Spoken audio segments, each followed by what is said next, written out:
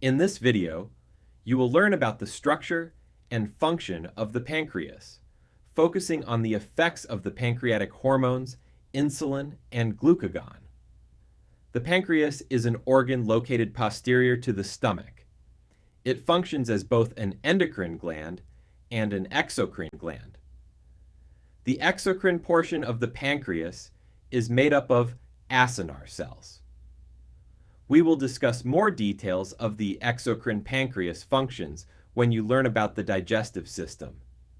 The endocrine portion of the pancreas is composed of clusters of hormone-secreting cells called the islets of Langerhans. Each islet contains several types of endocrine cells that regulate blood glucose levels. Two of the most important pancreatic hormones are glucagon and insulin. These hormones work together to maintain blood glucose homeostasis. Under the microscope, most of the pancreas is composed of exocrine tissue. These exocrine cells are organized into clusters called acini. These cells stain relatively dark in histological sections because they contain large amounts of rough endoplasmic reticulum used for enzyme production. Scattered throughout this exocrine tissue are small clusters of endocrine cells called the islets of Langerhans. The islets appear as lighter staining regions surrounded by the darker exocrine acinar tissue. Each islet contains several types of endocrine cells that secrete hormones directly into the bloodstream. These endocrine cells are arranged in clusters around a dense network of capillaries. The close association with capillaries allows hormones produced by the islet cells to rapidly enter the circulation. The two most important cell types for blood glucose regulation are alpha cells and beta cells. This section of the pancreas was stained in a way that allows us to differentiate between these cell types.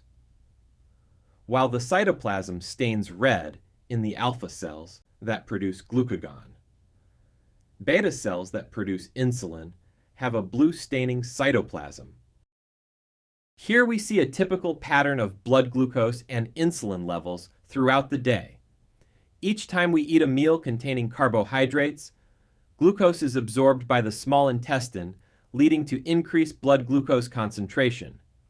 This stimulates insulin release, and the function of insulin is to decrease blood glucose, restoring homeostasis.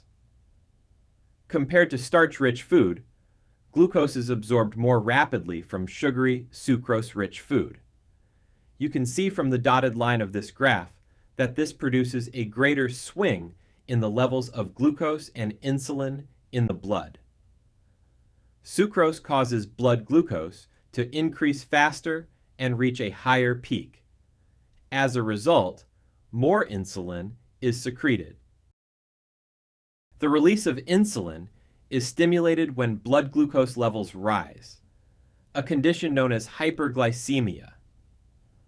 The mechanism of humoral stimulation for insulin release begins with glucose entering beta cells through GLUT2 transporters. Glucose is broken down by cellular respiration, producing ATP. As the ratio of ATP to ADP increases, potassium channels close, causing depolarization and opening of voltage-gated calcium channels. Then calcium influx stimulates exocytosis of insulin.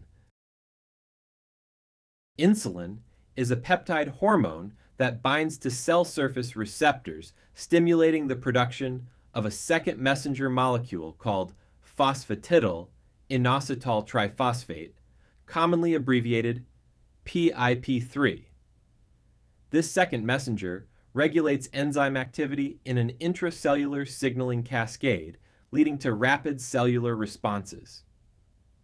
Most cells in the body respond to insulin by increasing the number of GLUT4 transporters on the cell surface. These transporters facilitate the passive diffusion of glucose into the cell. However, some cells have glucose transporters that are always present on the cell surface, independent from insulin signaling.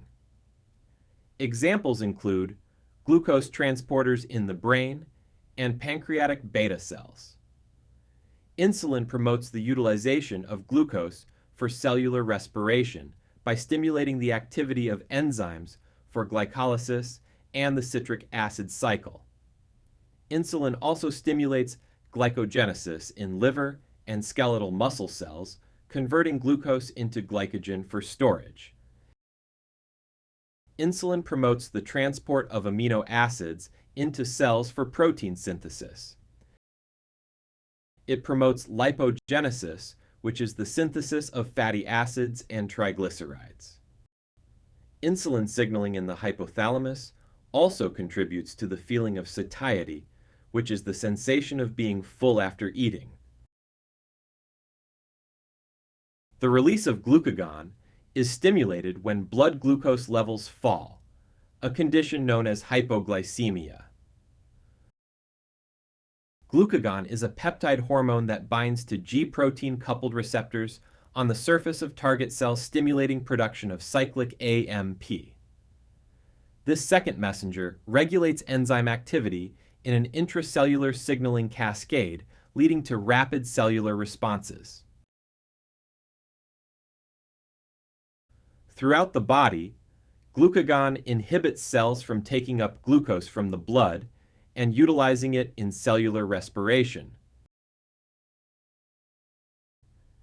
In the hepatocytes of the liver, glucagon stimulates glycogenolysis. As glycogen is broken down, glucose is produced and released from the liver into the blood. Glucagon also stimulates gluconeogenesis, which is the synthesis of new glucose molecules from non-carbohydrate sources, such as amino acids. Through these mechanisms, glucagon raises blood glucose levels and helps maintain an adequate energy supply between meals. In summary, endocrine cells in the islets of Langerhans regulate blood glucose levels. While insulin lowers blood glucose following a carbohydrate-rich meal, glucagon helps prevent hypoglycemia in between meals. Together, these hormones are important regulators of metabolism that help maintain blood glucose homeostasis.